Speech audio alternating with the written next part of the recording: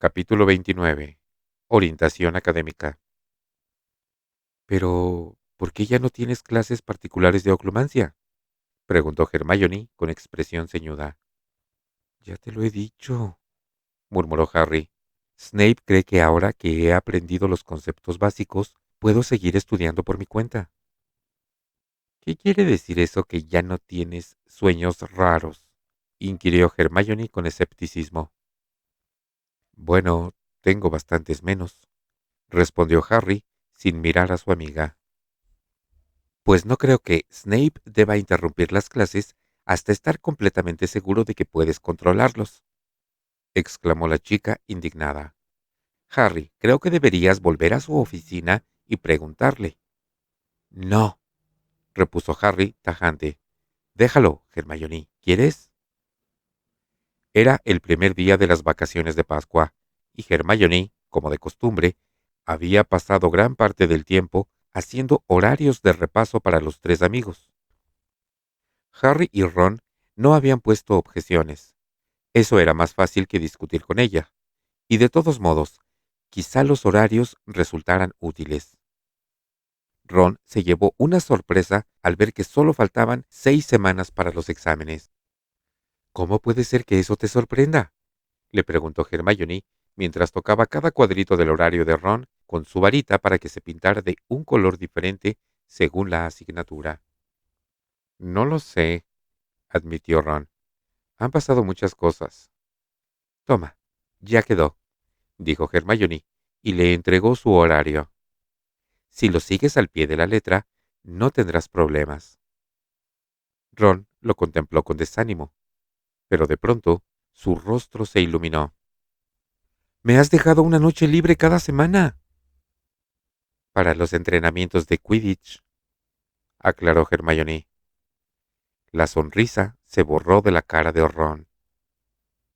«¿Qué sentido tiene que entrenemos?», comentó desalentado. «Tenemos las mismas posibilidades de ganar la Copa de Quidditch este año que mi padre de ser nombrado ministro de magia». Hermione no dijo nada. Observaba a Harry, que miraba sin ver la pared opuesta de la sala común, mientras Crookshanks le tocaba una mano con la pata para que le acariciara las orejas. «¿Qué pasa, Harry?» «¿Qué?», reaccionó él rápidamente. «Nada». De inmediato, tomó su ejemplar de Teoría de Defensa Mágica y fingió que buscaba algo en el índice.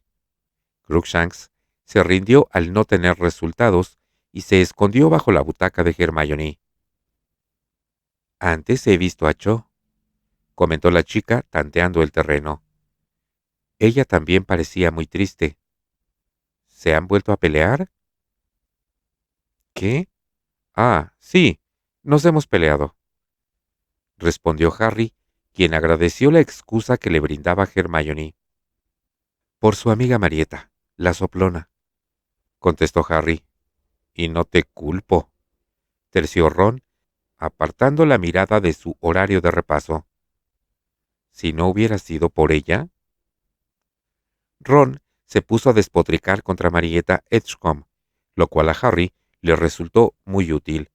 Lo único que tenía que hacer era poner cara de enojo, asentir con la cabeza y decir «sí» y «eso» cada vez que Ron paraba para tomar aliento, y entretanto podía recordar lo que había visto en el pensadero, aunque le hiciera sentirse sumamente desdichado. Tenía la impresión de que el recuerdo de aquella escena lo estaba carcomiendo por dentro. Siempre había estado tan seguro de que sus padres eran unas personas maravillosas que nunca había creído lo que afirmaba Snape sobre el carácter de su padre. ¿Acaso no le habían asegurado personas como Hagrid y Sirius que su padre era un tipo fenomenal? Sí, claro, pero mira cómo era Sirius, dijo una vocecilla impertinente dentro de la cabeza de Harry. Era igual de ruin que él, ¿no? Sí, en una ocasión había oído decir a la profesora McGonagall que su padre y Sirius eran los alborotadores del colegio, pero los había descrito como precursores de los gemelos Weasley, y Harry No podía imaginar que Fred y George colgaran a alguien por los pies solo para divertirse, a menos que odiaran de verdad a esa persona. Quizás se lo habrían hecho a Malfoy o a alguien que de verdad se lo mereciera. Harry intentó demostrarse a sí mismo que Snape se había merecido el trato que había recibido de James. Pero, ¿acaso Lily no había preguntado? ¿Qué les ha hecho? Y James había contestado, es simplemente que existe. No sé si me explico. ¿Y acaso James no había empezado la broma solo porque Sirius había dicho que se aburría? Harry recordaba que, cuando estaba en Grimmauld Place, Lupin había comentado que Dumbledore lo había nombrado prefecto con la esperanza de que ejerciera cierto control sobre James y Sirius. Pero, en el pensadero, Lupin se había quedado sentado y no había hecho nada para impedir el enfrentamiento. Harry se acordaba una y otra vez de que Lily había intervenido. Su madre sí era una persona decente. Sin embargo, el recuerdo de la expresión de la cara de Lily cuando le gritaba a James lo inquietaba tanto como todo lo demás. Era evidente que odiaba a James, y Harry no se explicaba cómo habían acabado casándose. En un par de ocasiones, hasta se preguntó si James la habría obligado a... Durante casi 5 años, la imagen de su padre había sido para él una fuente de consuelo e inspiración. Siempre que alguien comentaba que se parecía a James, él se sentía orgulloso. Pero en aquellos momentos se sentía indiferente y triste cuando pensaba en él. A medida que avanzaba la semana de Pascua, el tiempo se hizo más ventoso, soleado y cálido, pero Harry estaba atrapado dentro del castillo, como el resto de los alumnos de quinto y séptimo, sin más ocupación que repasar e ir y venir de la biblioteca. Harry fingía que su mal humor no tenía más causa que la proximidad de los exámenes, y como sus compañeros de Gryffindor también estaban hartos de estudiar, nadie puso en duda su excusa. Estoy hablando contigo, Harry. ¿No me oyes? ¿Eh? Giró la cabeza. Ginny Weasley, muy despeinada, se había sentado a su lado en la mesa de la biblioteca, a donde Harry había ido solo. Era un domingo por la noche. Hermione había vuelto a la torre de Gryffindor para repasar runas antiguas, y Ron tenía entrenamiento de Quidditch. «Ah, hola», exclamó Harry, y se acercó los libros hacia sí. «¿Por qué no estás entrenando?» «El entrenamiento ha terminado», respondió Ginny. «Ron ha tenido que llevar a Jack Sloper a la enfermería». «¿Por qué?» «Bueno, no estamos seguros, pero creemos que se ha golpeado él mismo con el bat». Suspiró profundamente. «En fin, ha llegado un paquete. Acaba de pasar por el nuevo detector de la profesora Umbridge». Levantó una caja envuelta con papel marrón y la puso encima de la mesa. Era evidente que la habían desenvuelto y la habían vuelto a envolver con descuido. En el papel había una nota escrita con tinta roja que rezaba: «Inspeccionado y aprobado por la Suma Inquisidora de Hogwarts». «Son huevos de Pascua que nos envía mi madre», dijo Ginny. «Hay uno para ti. Toma». Le dio un bonito huevo de chocolate decorado con pequeñas snitch glaseadas que, según el envoltorio, contenía una bolsa de meigas fritas. Harry se quedó mirándolo y de pronto sintió que se le hacía un nudo en la garganta. «¿Te encuentras bien, Harry?», le preguntó Ginny en voz baja. «Sí, sí, estoy bien», contestó Harry con brusquedad. El nudo de la garganta era doloroso. No entendía por qué un huevo de Pascua lo hacía sentir de ese modo. «Últimamente estás muy deprimido», insistió Ginny. ¿Sabes qué? Estoy segura de que si hablaras con Cho... No es con Cho con quien quiero hablar, la atajó Harry. Pues, ¿con quién? Inquirió Ginny mirándolo atentamente. Con... Harry miró alrededor para asegurarse de que nadie escuchaba. La señora Pince se hallaba bastante lejos, pues estaba retirando de una estantería un montón de libros para Hannah Abbott, que parecía agobiadísima. Me muero de ganas de hablar con Sirius, masculló, pero sé que no puedo. Ginny siguió mirándolo con atención. Harry desenvolvió su huevo de Pascua, no porque le apeteciera comérselo, sino más bien por hacer algo. Rompió un pedazo grande y se lo metió en la boca. Bueno, dijo Ginny, y también tomó un trozo de huevo. Si tantas ganas tienes, supongo que podríamos encontrar la forma de que hablaras con él. No digas tonterías.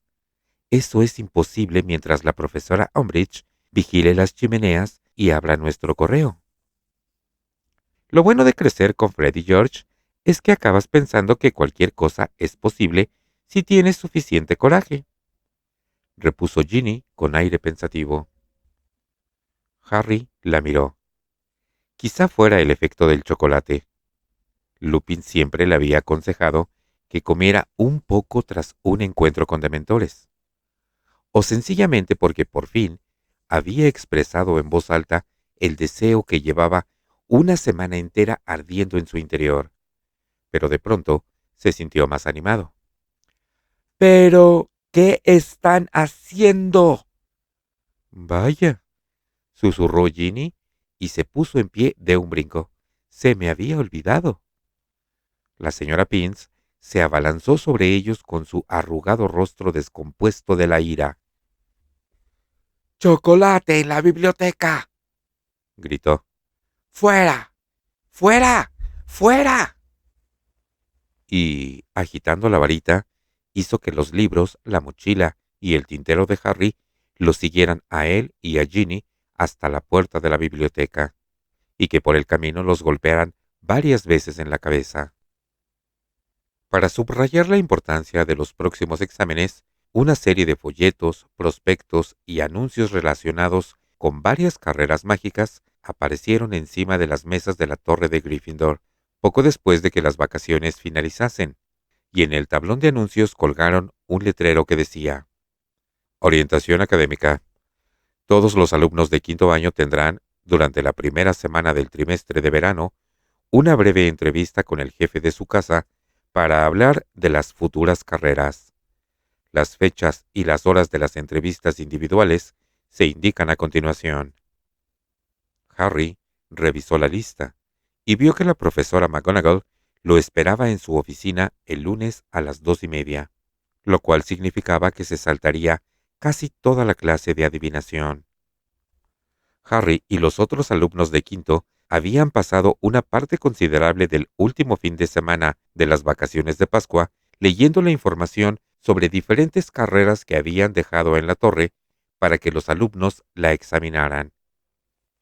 Bueno, la sanación no me atrae, comentó Ron la última noche de las vacaciones.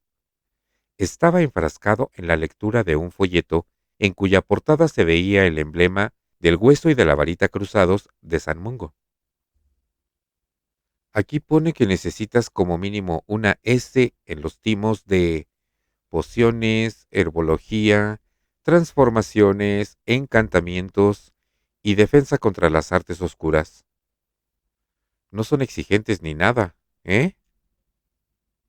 Bueno, ten en cuenta que es una profesión de mucha responsabilidad, observó Hermione, que estudiaba minuciosamente un folleto de color naranja titulado ¿Crees que te gustaría trabajar en relaciones con los muggles? Para especializarse en relaciones con los muggles, no es necesario estar muy bien calificado. Solo te piden un timo de estudios muggles. Mira lo que dice aquí. Son mucho más importantes tu entusiasmo, tu paciencia y tu sentido del humor. Te aseguro que para relacionarse con mi tío, Hay que tener algo más que sentido del humor, intervino Harry con desánimo. Un buen sentido del escondite, por ejemplo. Estaba leyendo un folleto sobre la banca mágica. Escuchen esto. ¿Buscas una carrera interesante que incluya viajes, aventuras y sustanciosas bonificaciones en metálico relacionadas con experiencias peligrosas? Pues plantéate si quieres trabajar para Gringotts, el banco mágico, que recluta a rompedores de maldiciones y les ofrece emocionantes oportunidades en el extranjero. Pero piden aritmancia. Tú podrías hacerlo, Hermione. No me interesa la banca, repuso ella con vaguedad, pues estaba leyendo otro folleto titulado ¿Tienes lo que hay que tener para entrenar a trolls de seguridad? ¡Eh! Le susurró alguien al oído a Harry. Giró la cabeza y vio que Fred y George se les habían unido. Ginny ha venido a hablarnos de ti, dijo Fred, y estiró las piernas sobre la mesa que tenían delante, provocando que varios folletos sobre carreras relacionadas con el Ministerio de Magia cayeran al suelo. Dice que necesitas comunicarte con Sirius. ¿Qué? Saltó Hermione y dejó quieta en el aire la mano con que se disponía a tomar el folleto titulado Triunfa en el Departamento de Accidentes y Catástrofes en el Mundo de la Magia. Sí, confirmó Harry con tono desenfadado. Sí, me gustaría. No seas ridículo, terció Hermione, que se enderezó y lo miró como si no pudiera creer lo que estaba oyendo. ¿Cómo vas a hacerlo si la profesora Umbridge hurga en las chimeneas y registra a todos los búhos? Verás, es que hemos pensado que podríamos encontrar la forma de burlar su vigilancia, explicó George desperezándose, con una sonrisa en los labios. Se trata simplemente de organizar una maniobra de distracción. Mira, no sé si te habrás fijado en que hemos estado muy tranquilos durante las vacaciones de Pascua. ¿Qué sentido tenía alterar el tiempo de ocio? Continuó Fred. Ninguno, nos dijimos. Y por supuesto, habríamos molestado a los estudiantes que estaban repasando, y por nada del mundo querríamos hacer eso. Miró a Hermione con cara de mojigato. A ella le sorprendió que los gemelos hubieran tenido tanta consideración. Pero a partir de mañana empieza otra vez la fiesta, prosiguió enérgicamente. Y ya que tenemos pensado causar un poco de alboroto, ¿por qué no hacerlo de modo que Harry pueda aprovechar la ocasión para charlar con Sirius? Sí, pero de todos modos, dijo Hermione, como si se le estuviera contando algo muy simple a una persona muy obtusa. Aunque consigan distraer a la profesora Umbridge, ¿cómo se supone que va a hablar Harry con Sirius? En la oficina de la profesora Umbridge, contestó él en voz baja. Llevaba 2 semanas pensándolo, y no se le había ocurrido ninguna alternativa. La propia profesora Umbridge le había dicho que la única chimenea que no estaba vigilada era la de su oficina. ¿Te has vuelto loco?, replicó Hermione con voz queda. Ron había dejado de leer un folleto en el que ofrecían puestos de trabajo en la industria del cultivo de hongos y escuchaba la conversación con recelo. Creo que no, contestó Harry, y se encogió de hombros. ¿Y cómo piensas entrar allí para empezar? Harry estaba preparado para contestar aquella pregunta. Con la navaja de Sirius, dijo. ¿Con qué? Hace 2 Navidades, Sirius me regaló una navaja que abre cualquier cerradura. Así que, aunque la profesora Umbridge haya encantado la puerta para que no funcione el Alohomora, como imagino que habrá hecho.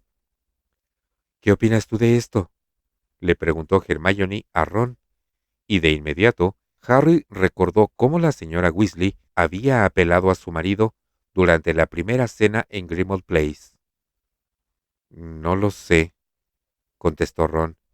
Al parecer, Hermione lo había pescado desprevenido al pedirle su opinión. Si Harry quiere hacerlo, es asunto suyo, ¿no? Así hablan los buenos amigos y los Weasley, afirmó Fred, y dio unas fuertes palmadas a Ron en la espalda. Muy bien, hemos pensado hacerlo mañana, después de las clases, porque provocaríamos un impacto máximo si todo el mundo estuviera en los pasillos. Harry, lo soltaremos en el ala este, no sé exactamente dónde, y la obligaremos a salir de su oficina. Calculo que podemos garantizarte unos 20 minutos, ¿verdad? Añadió mirando a George. Sí, seguro, confirmó este. ¿En qué consiste la maniobra de distracción?, preguntó Ron. Ya lo verás, hermanito, dijo Fred, mientras él y su gemelo se levantaban. Solo tienes que estar en el pasillo de Gregory el Adulador mañana a eso de las 5. Al día siguiente, Harry se despertó temprano, casi tan nervioso como el día de su vista disciplinaria en el Ministerio de Magia. Lo que lo angustiaba no era únicamente la perspectiva de entrar en la oficina de la profesora Umbridge y utilizar su chimenea para hablar con Sirius, aunque por supuesto ese hecho habría sido suficiente, sino que, además, aquel día Harry estaría cerca de Snape por primera vez desde que el profesor lo había echado de su oficina. Tras permanecer un rato tumbado en la cama, pensando en el día que tenía por delante, Harry se levantó sin hacer ruido y fue hasta la ventana que había junto a la cama de Neville. Miró por ella y vio que hacía una mañana francamente espléndida. El cielo estaba de un azul claro, neblinoso y opalino. Justo delante de la ventana por la que miraba Harry se encontraba la altísima haya bajo la que su padre había atormentado a Snape.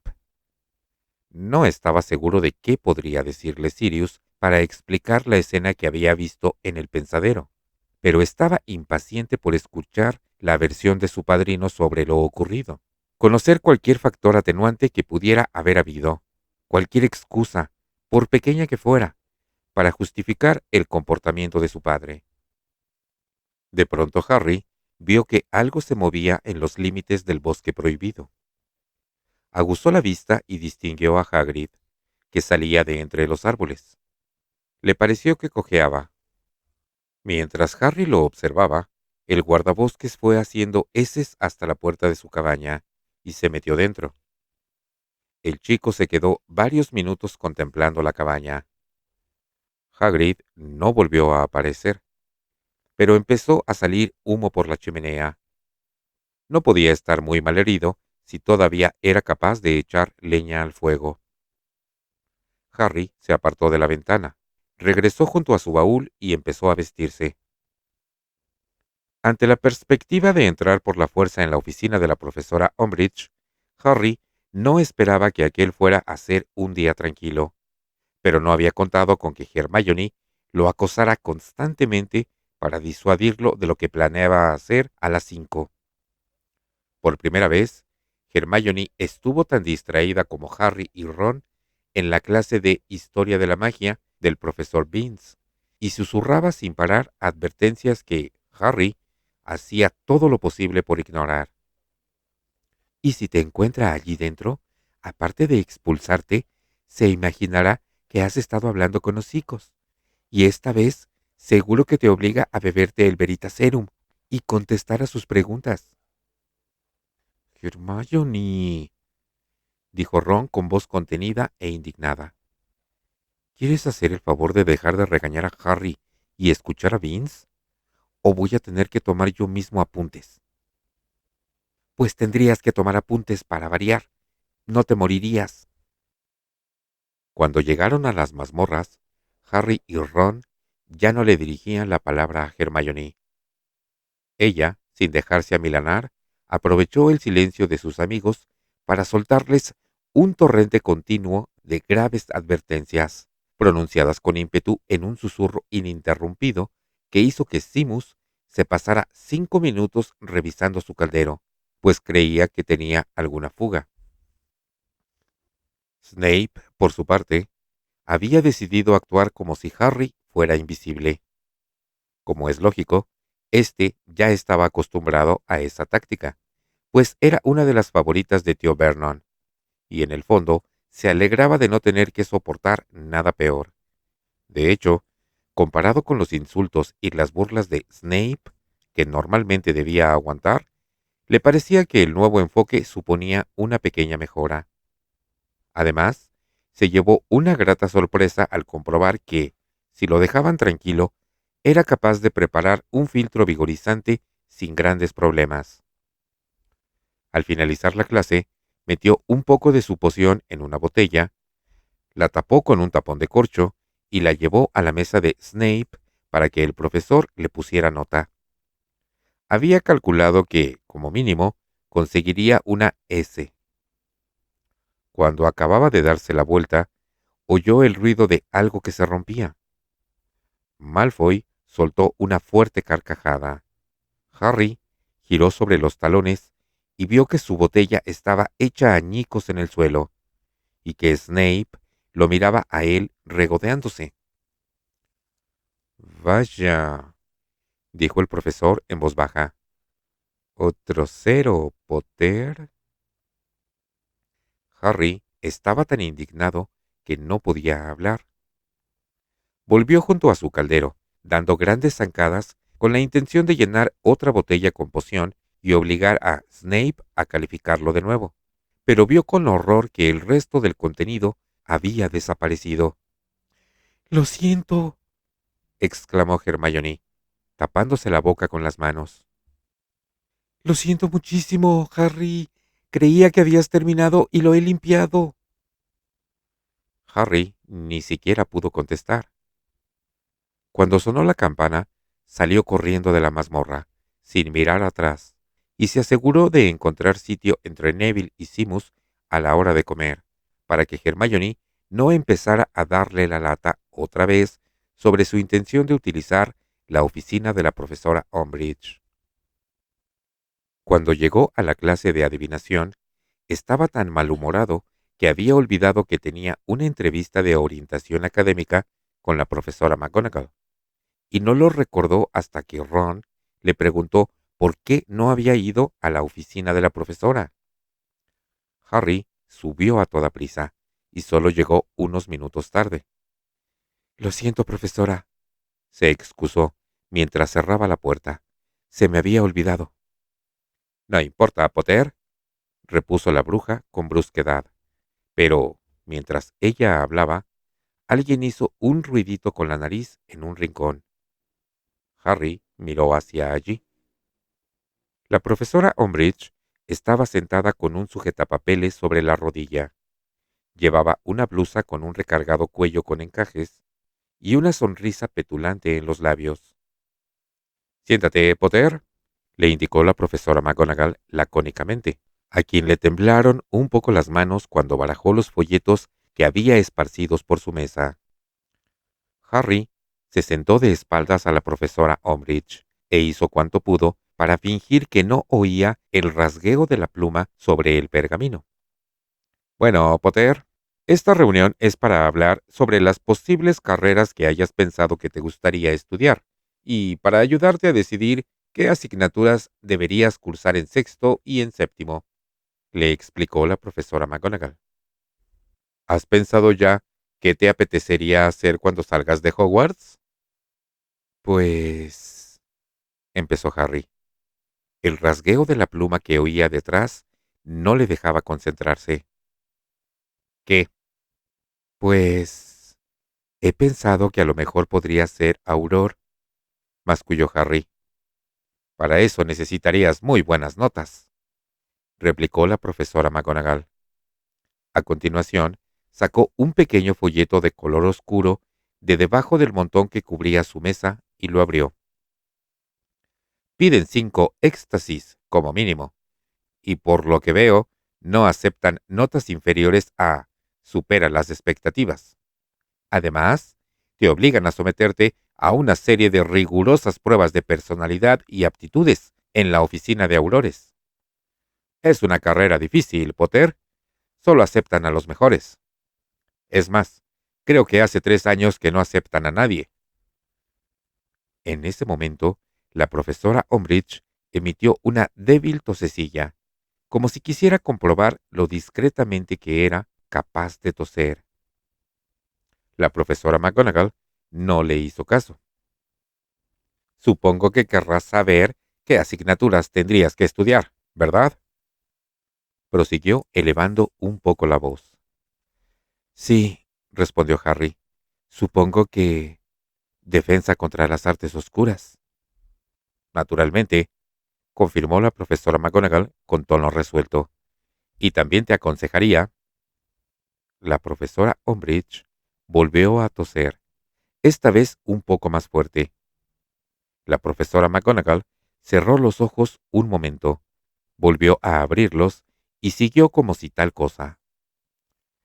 También te aconsejaría que estudiaras transformaciones, porque en su trabajo los aurores necesitan a menudo transformarse y destransformarse. Y he de decirte, Potter, que en mis clases de éxtasis no acepto a ningún alumno que no haya conseguido como mínimo un supera las expectativas en el timo. Si no me equivoco, de momento tú tienes una media de aceptable, de modo que tendrás que ponerte a estudiar en serio antes de los exámenes, si quieres continuar con esa asignatura. También deberías estudiar encantamientos, que siempre son muy útiles, y pociones.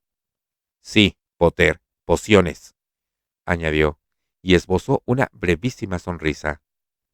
El estudio de las pociones y de los antídotos es fundamental para los aurores.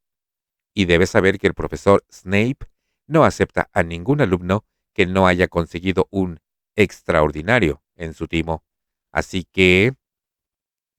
La profesora Umbridge soltó la tos más pronunciada hasta el momento. ¿Quiere una pastilla para la tos, Dolores? Preguntó con aspereza la profesora McGonagall sin mirar a su colega. No, muchas gracias, contestó ésta con aquella sonrisa tonta que tanto odiaba Harry. Solo me preguntaba si le importaría que hiciera una brevísima interrupción, Minerva. No, no me importaría. Adelante, indicó la profesora McGonagall, apretando los dientes.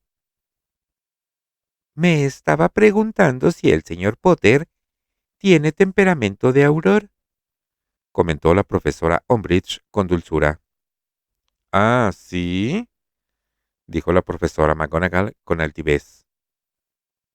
Bueno, Potter, continuó, como si la interrupción no se hubiera producido.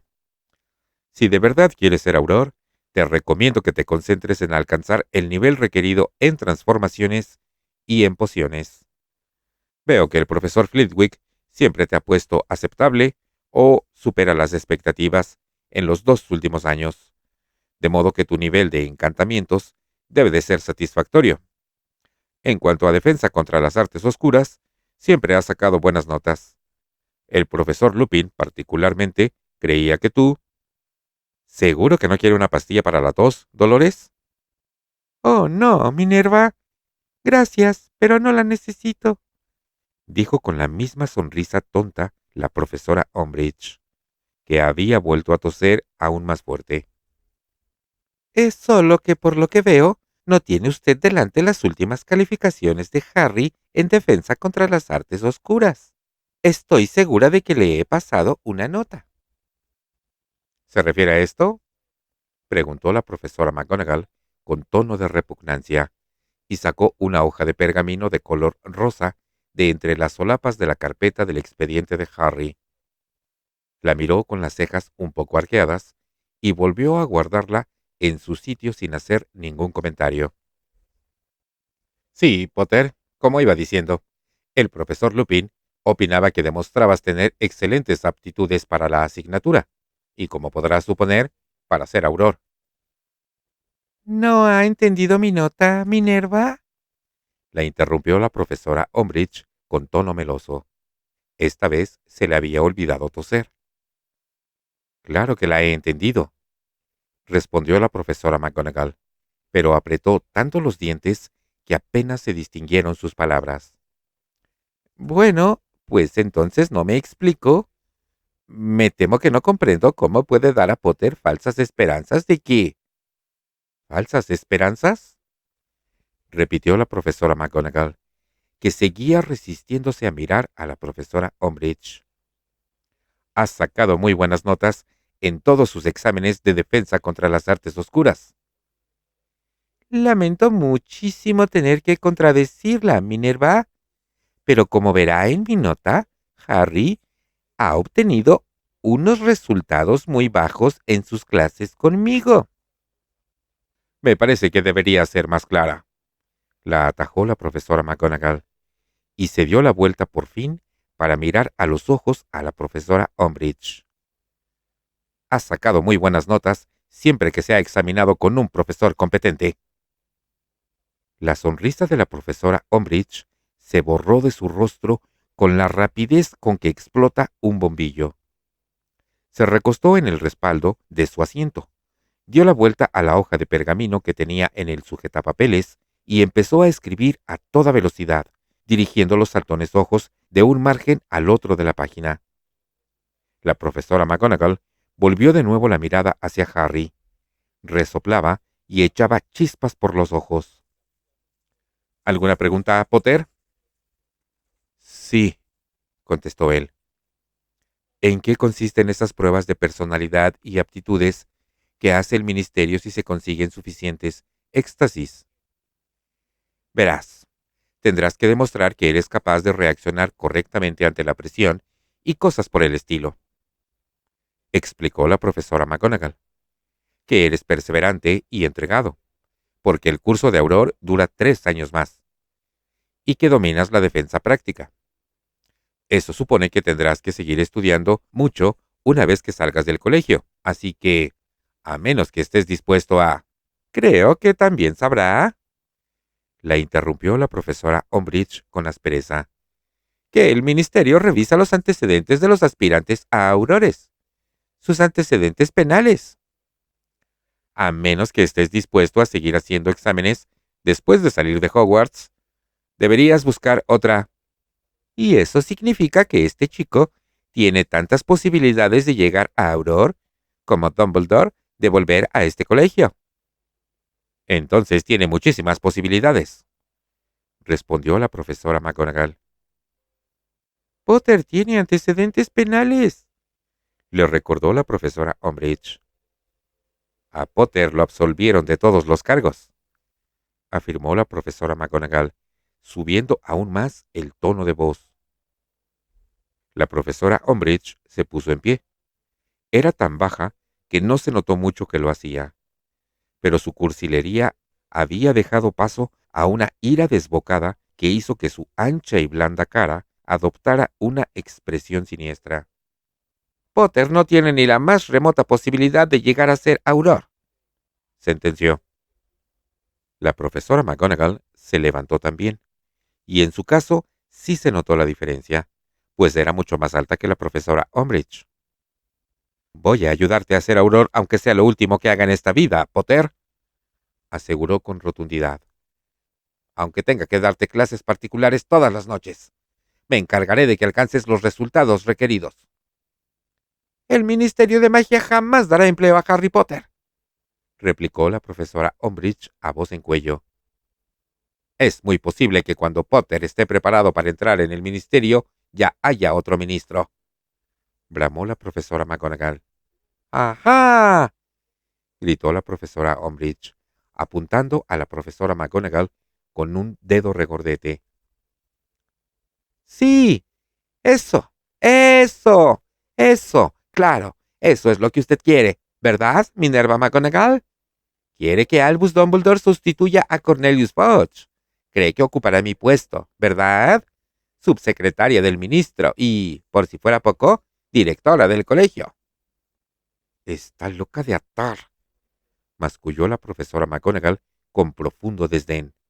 Potter, ya hemos terminado la consulta sobre orientación académica.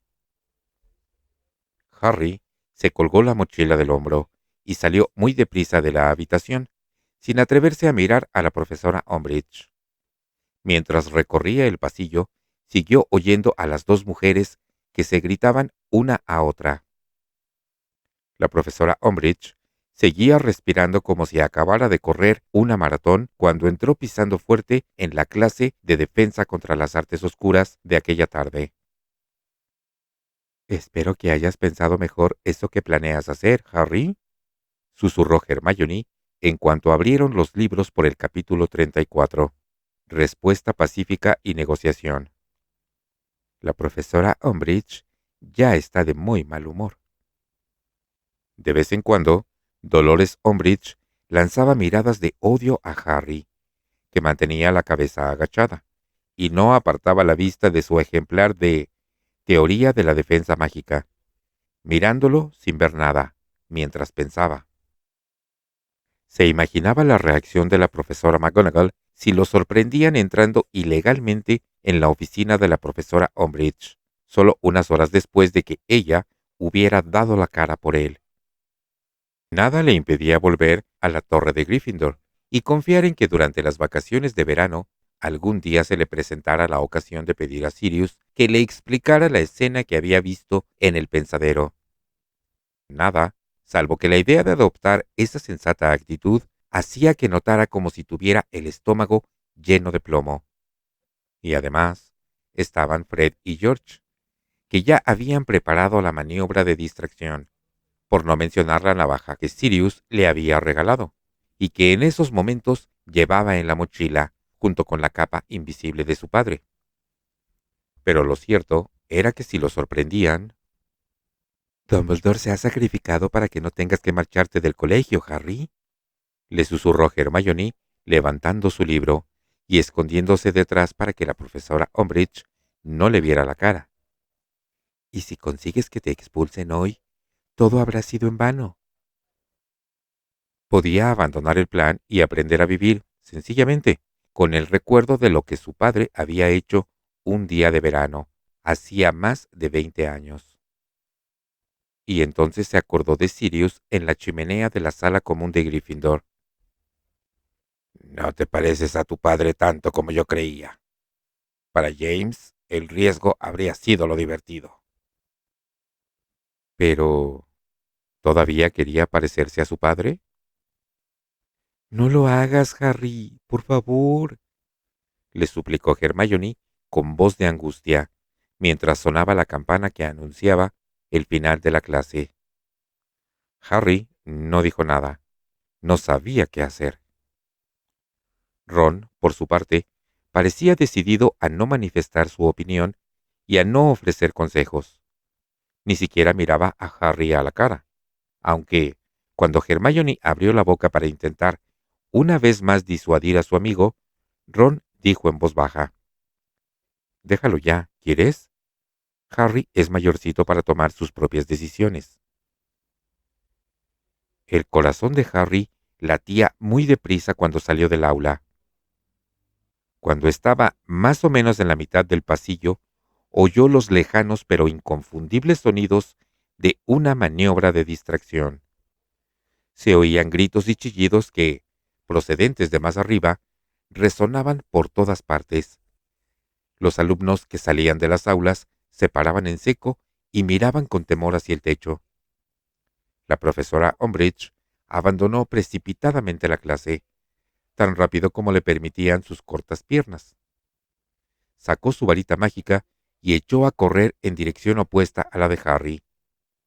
Era ahora o nunca. «Por favor, Harry», le suplicó Hermione débilmente. Pero Harry ya había tomado una decisión. Se colgó mejor la mochila y rompió a correr esquivando a los alumnos que se precipitaban en dirección opuesta para ver qué era aquel alboroto del ala este. Harry llegó al pasillo de la oficina de la profesora Umbridge y lo encontró vacío. Se escondió detrás de una armadura, cuyo yelmo giró chirriando para mirarlo. Abrió su mochila, agarró la navaja de Sirius y se puso la capa invisible. Entonces salió arrastrándose lenta y cuidadosamente de detrás de la armadura, y recorrió el pasillo hasta llegar frente a la puerta de la profesora Umbridge. Introdujo la hoja de la navaja mágica en el resquicio de la puerta, y la movió con suavidad hacia arriba y hacia abajo. Luego la retiró. Se oyó un débil chasquido, y la puerta se abrió. Harry entró en la oficina, cerró rápidamente tras él y miró alrededor. No se movía nada salvo aquellos horribles gatitos que seguían retozando en los platos que había colgados en la pared, encima de las escobas confiscadas. Harry se quitó la capa invisible. Fue con aire resuelto hasta la chimenea y solo tardó unos segundos en encontrar lo que buscaba. Una cajita llena de relucientes polvos Floo. A continuación, se agachó ante la chimenea, que estaba apagada. Le temblaban las manos. Era la primera vez que hacía aquello, aunque creía que sabía cómo funcionaba. Metió la cabeza en la chimenea, agarró un buen pellizco de polvos y los tiró sobre los troncos ordenadamente apilados que tenía debajo. Los polvos explotaron al instante y provocaron unas llamas de color verde esmeralda. «Número 12 de Grimmauld Place», dijo Harry con voz fuerte y clara. Fue una de las sensaciones más extrañas que jamás había experimentado. Había viajado mediante polvos Floo en otras ocasiones, desde luego, pero siempre había sido el cuerpo entero lo que le había girado y girado en medio de las llamas por la red de chimeneas mágicas que se extendía por el país. Esta vez, en cambio, las rodillas de Harry permanecían firmes sobre el frío suelo de la oficina de la profesora Umbridge, y solo la cabeza le volaba a toda velocidad por el fuego de color esmeralda. Y entonces, tan bruscamente como había empezado a suceder, la cabeza dejó de darle vueltas. Harry, que se sentía muy mareado y como si llevara una bufanda muy caliente alrededor de la cabeza, abrió los ojos y vio que miraba desde la chimenea de la cocina de Grimmauld Place hacia la larga mesa de madera, donde había un hombre sentado leyendo con detenimiento una hoja de pergamino. ¿Sirius? El hombre se sobresaltó y miró alrededor. No era Sirius, sino Lupin. ¿Harry? Estaba absolutamente desconcertado. ¿Qué haces tú? ¿Qué ha pasado? ¿Va todo bien? Sí, contestó él. Solo quería... Bueno, tenía ganas de charlar un poco con Sirius. Voy a buscarlo, dijo Lupin, y se puso en pie sin cambiar aquella cara de absoluta perplejidad. Ha subido a buscar a Kreacher, que al parecer ha vuelto a esconderse en el desván. Harry vio cómo Lupin salía a toda prisa de la cocina. Ahora no podía mirar otra cosa que no fueran las patas de las sillas y la mesa.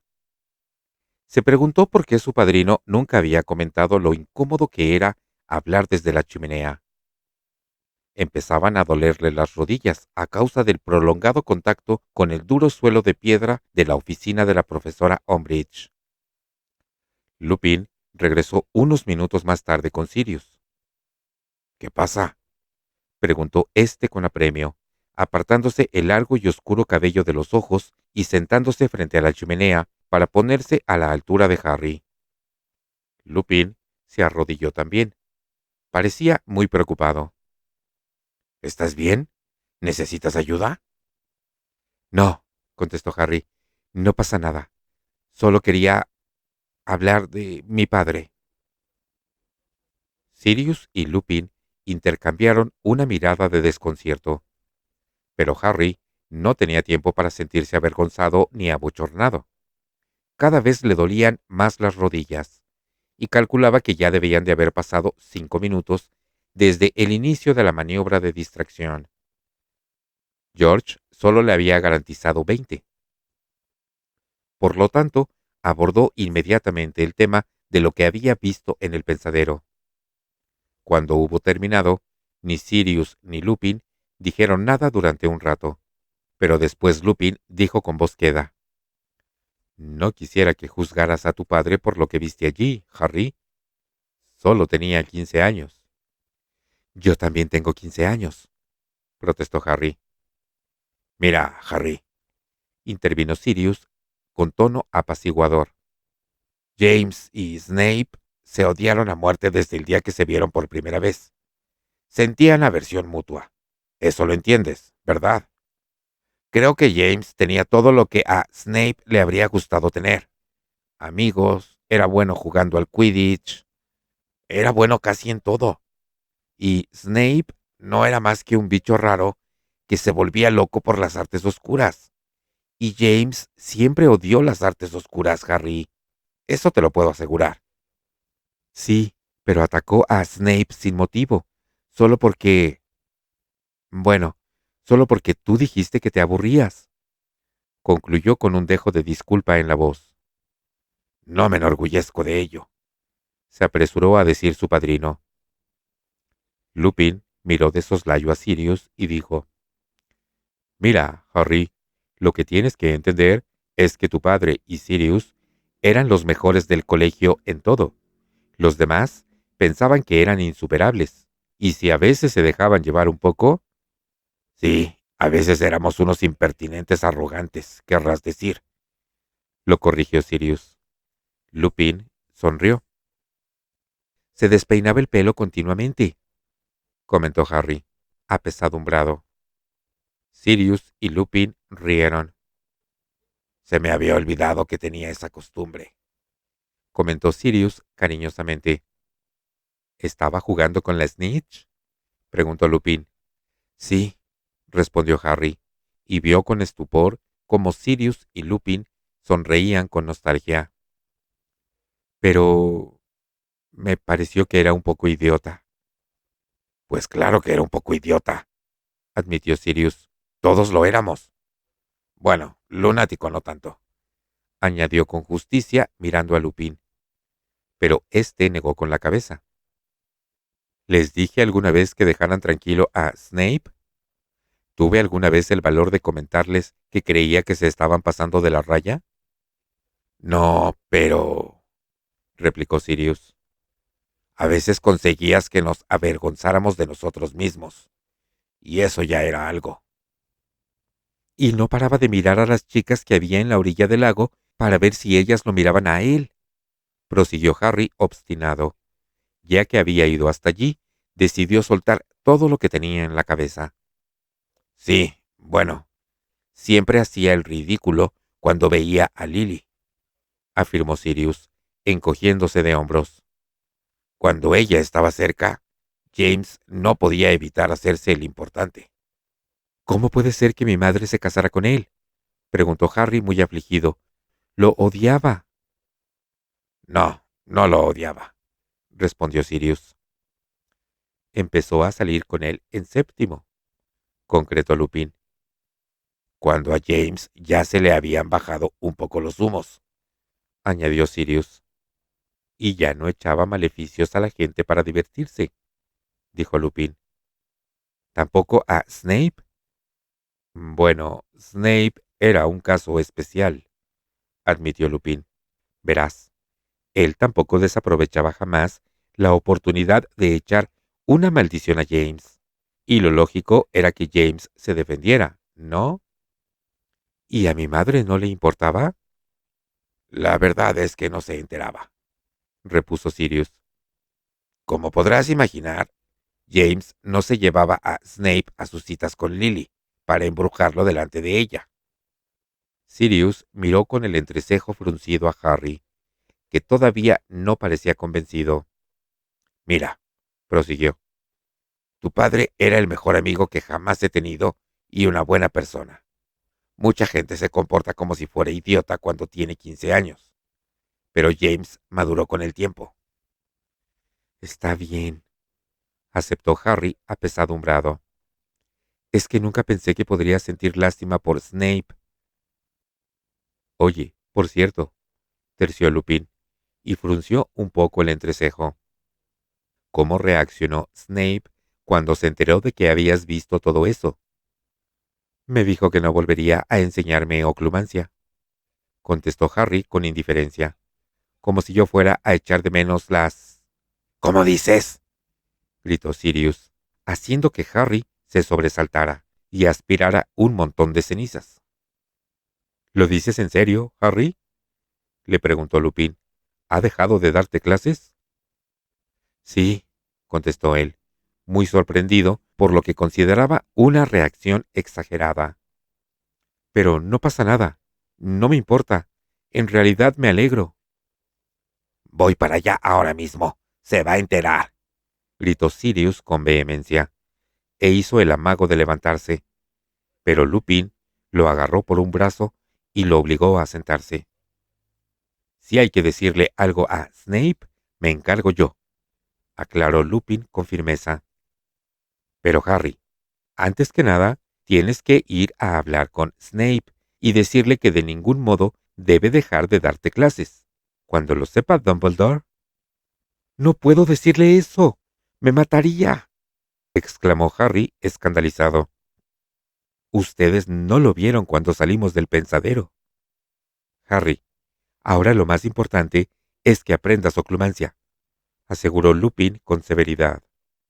¿Me has entendido? No hay nada más importante. Está bien, dijo el chico, confuso y enfadado. Intentaré decirle algo, pero no va a ser. Se quedó callado. Había oído pasos a lo lejos. ¿Qué es eso? ¿Está bajando Critcher por la escalera? No, contestó Sirius mirando hacia atrás. Debe de ser alguien en tu lado. A Harry le dio un vuelco el corazón. Más vale que me vaya, dijo apresuradamente y sacó la cabeza de la chimenea de Grimmauld Place. Durante unos instantes tuvo la sensación de que le giraba sobre los hombros.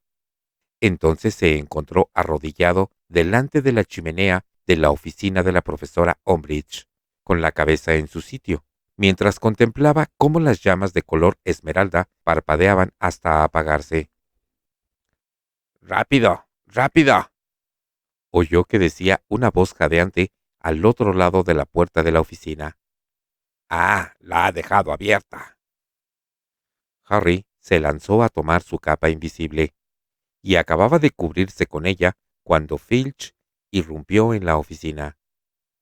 Parecía contentísimo por algo y hablaba solo, febrilmente mientras cruzaba la habitación. Abrió un cajón de la mesa de la profesora Umbridge y empezó a revolver los papeles que había dentro. Permiso para dar azotes. Permiso para dar azotes. Por fin podré hacerlo. Llevan años buscándoselo. Sacó un trozo de pergamino, lo besó y fue rápidamente hacia la puerta, arrastrando los pies, con la hoja de pergamino abrazada contra el pecho. Harry se puso en pie y, tras asegurarse de que tenía su mochila y de que la capa invisible lo cubría por completo, abrió la puerta sin vacilar y salió corriendo de la oficina detrás de Filch, que renqueaba a una velocidad insólita en él. Cuando estuvo en el piso inferior al de la oficina de la profesora Umbridge, Harry creyó que ya no corría peligro si volvía a hacerse visible. Por tanto, se quitó la capa, la guardó en su mochila y siguió adelante. Se oían gritos y movimientos provenientes del vestíbulo. Bajó a toda velocidad la escalera de mármol y encontró al colegio en pleno reunido allí. La situación era muy parecida a la del día que despidieron a la profesora Trelawney. Los estudiantes estaban de pie formando un gran corro a lo largo de las paredes. Harry se fijó en que algunos estaban cubiertos de una sustancia que parecía jugo fétido. Además de alumnos, también había profesores y fantasmas. Entre los curiosos destacaban los miembros de la Brigada Inquisitorial, que parecían muy satisfechos de sí mismos, y Pips, que cabeceaba suspendido en el aire, desde donde contemplaba a Fred y a George, que se hallaban sentados en el suelo en medio del vestíbulo. Era evidente que acababan de atraparlos. Muy bien, gritó triunfante la profesora Umbridge, que solo estaba unos cuantos escalones más abajo que Harry y contemplaba a sus presas desde arriba. ¿Les parece muy gracioso convertir un pasillo del colegio en un pantano?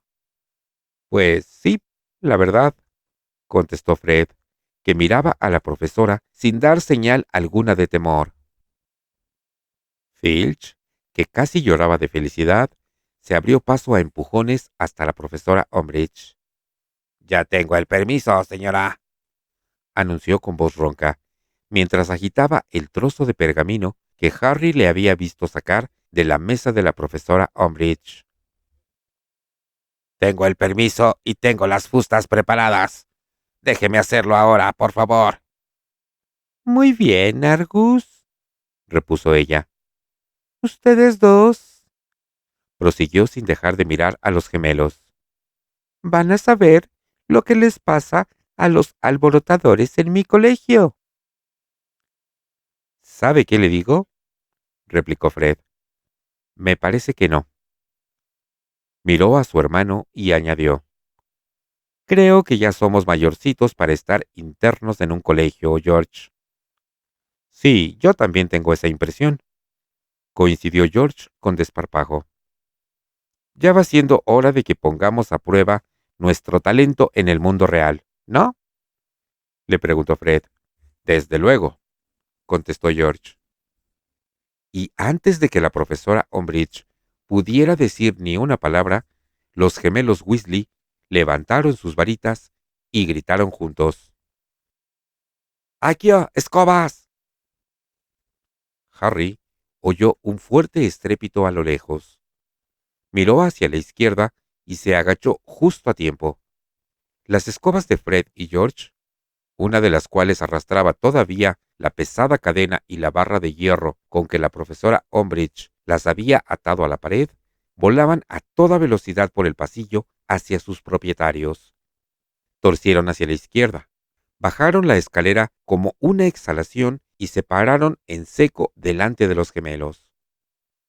El ruido que hizo la cadena al chocar contra las losas de piedra del suelo resonó por el vestíbulo.